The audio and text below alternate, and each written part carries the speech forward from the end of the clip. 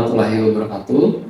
Perkenalkan, saya Muhammad Sandi Haryanto, Askapnes MKep, dosen Fakultas Keperawatan Institut Kesehatan Raja Wali. Pada kesempatan ini, saya akan menjelaskan mata kuliah yang saya ampu, yaitu Keperawatan Dewasa 1, di mana mata kuliah ini terdiri dari 3 sistem, yaitu sistem kardiovaskuler, sistem respirasi, dan sistem hematologi. Mata kuliah ini terdiri dari 4 SKS, 3 teori, dan 1 praktek dengan kode mata kuliah 1221221.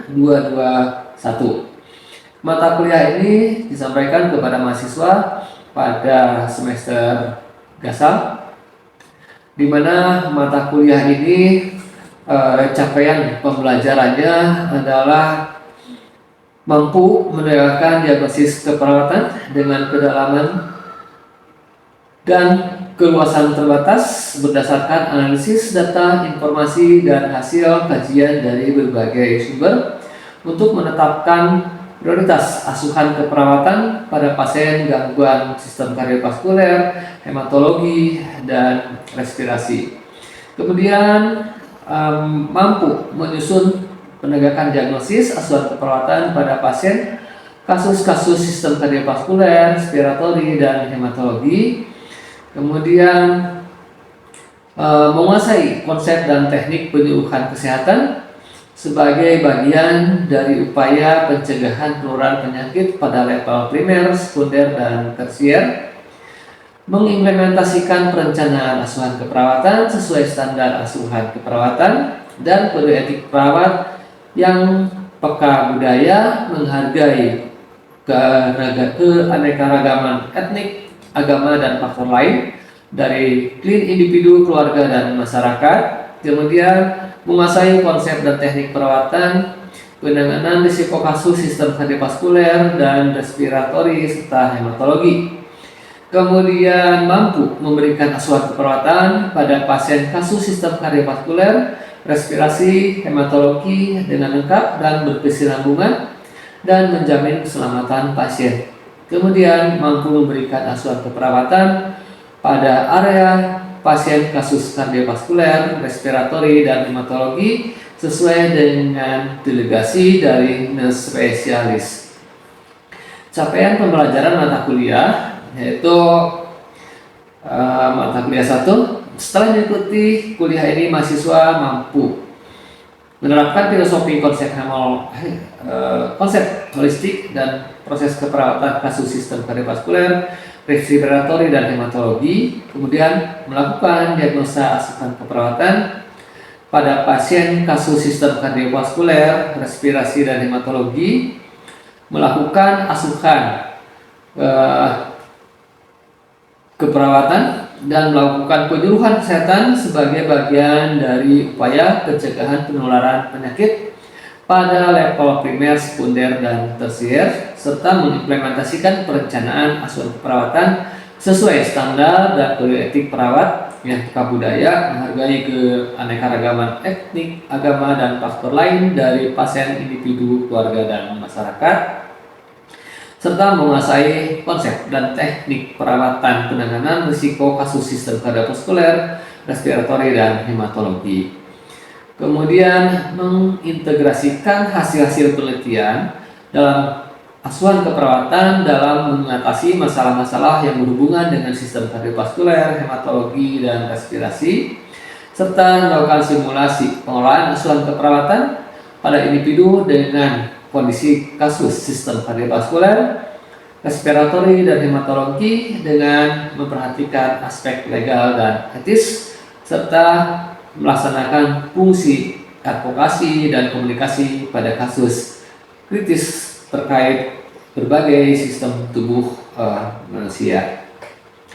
Pada kesempatan ini saya akan menjelaskan satu sistem, yaitu sistem pernapasan, yang khususnya penyakit PPOK. Ya, penyakit PPOK ini adalah suatu penyakit yang menyerang usia lansia dan jarang terjadi pada masa remaja.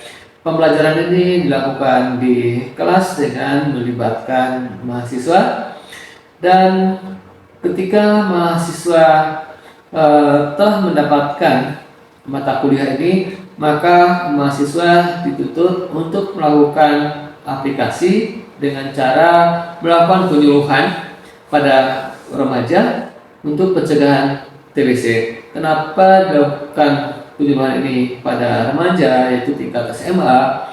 Karena faktor untuk menjadi PPOK itu cukup panjang, maka diusahakan pencegahan dilakukan sejak dini. Kenapa dilakukan pada remaja?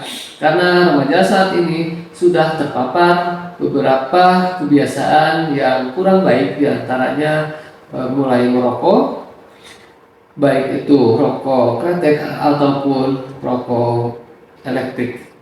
Baiklah, saya akan mencoba menjelaskannya di dalam kelas. Nah, demikianlah pembelajaran pada pertemuan ini tentang asuhan keperawatan pada pasien PPOK. Terima kasih. Assalamualaikum warahmatullahi wabarakatuh.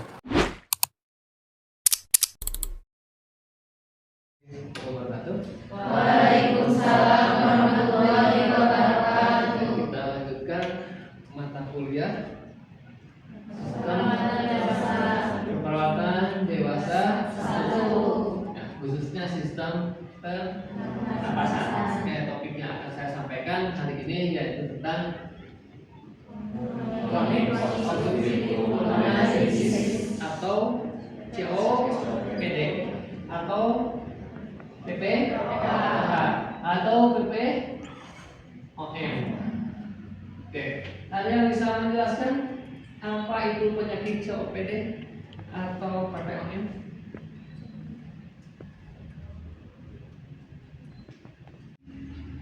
COPD atau PPOK yaitu suatu penyakit sistem pernapasan yang terdiri dari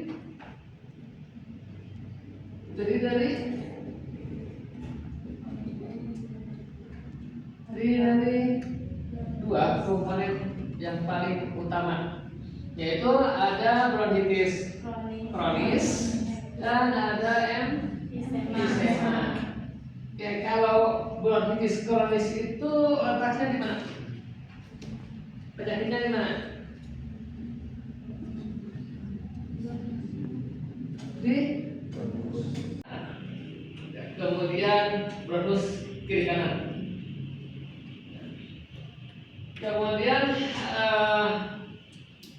PPK ini ya biasanya menyerang usia lanjut, artinya jarang terjadi pada hanya dimulai dari bronkitis kronis, karena nggak mungkin balita sudah bronkitis kronis baru lahir atau bronkitis kronis, nggak mungkin.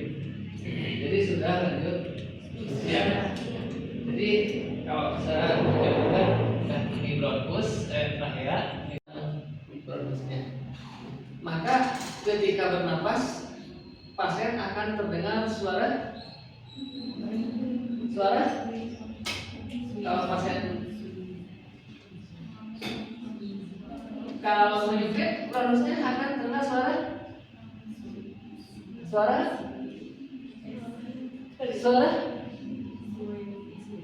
apa?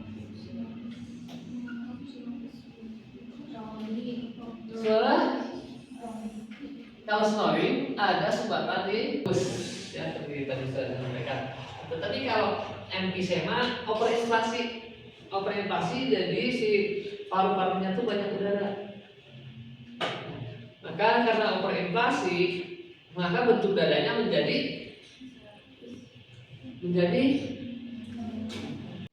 nah ini bronkitis ini pada emfisema dan bronkitis penyebabnya adalah kayak bakso gula tadi. Ya, siapa bronkitis banyak kurus belum tentu. Yang kurus mana? Atau TBC. TBC juga tidak selalu kurus. TBC ada yang gemuk, ada. Kalau TBC-nya di luar paru-paru. Oh, sama enggak TBC, badan saya gede. Belum tentu. Ya. Jadi komponen utama dari COPD itu adalah dua penyakit ini. Bronkitis kronis dan emfisema. Defisiensi alfa 1 antitripsin ini memang jarang terjadi dan faktor usia lebih sering menderita faktor dari posisinya. Ini adalah manifestasi klinis kesulitan bernafas, dan sangat berat. Kemudian batuk kronis. Kenapa batuk kronis? Kenapa sering batuk-batuk? Karena di kerongkongan, di bronkusnya banyak dahak untuk segera dikeluarkan. Batuk itu normal, karena itu adalah proteksi. Tanyakan riwayat merokok, durasi sesak nafas, warna dan konsistensi. Nah, biasanya dahaknya kalian akan warna kekuningan bahkan hijau.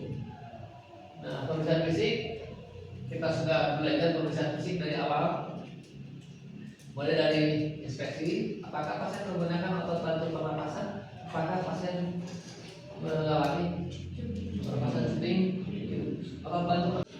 Maka pada saat dikaji, ya jadi gimana caranya? Tapi apa yang bisa? Jadi tujuh. Terus? Nah, normalnya getaran kedua kanan itu sama. Ya, nyari bergetar, vibrasi. Ya, oke, udah, dulu lagi.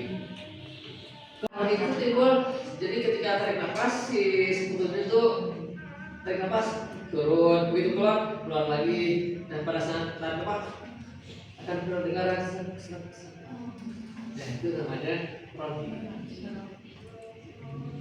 Pemeriksaan penunjang kira-kira apa?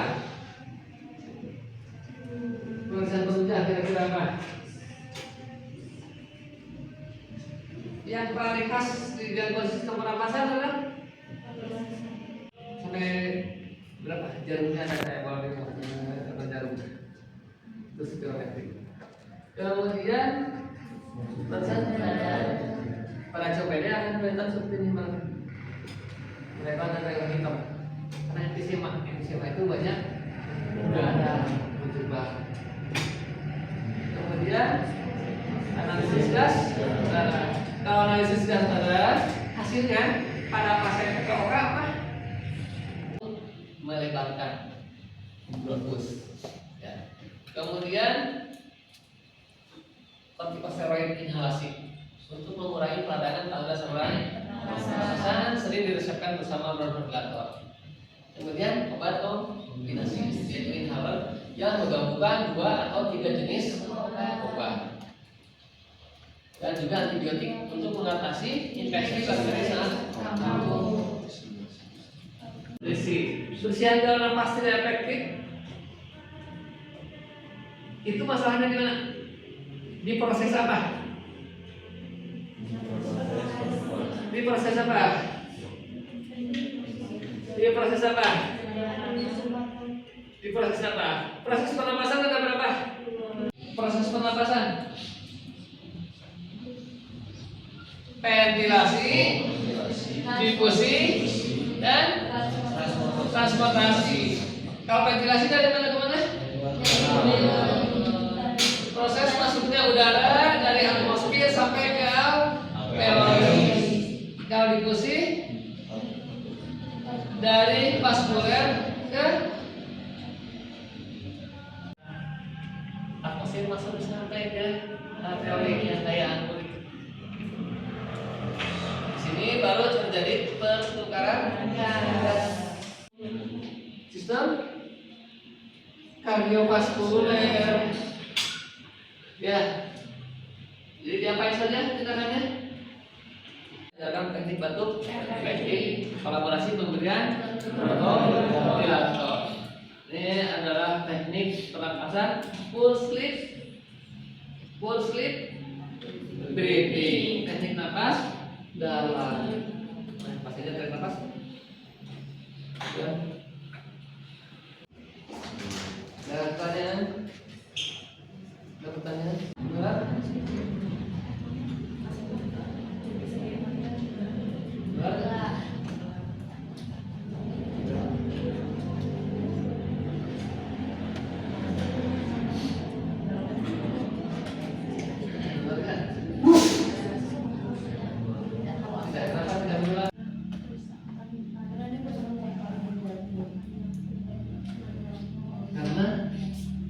POK bukan disebabkan oleh kuman Mycobacterium tuberculosis ataupun virus, tapi kerusakan dari virus.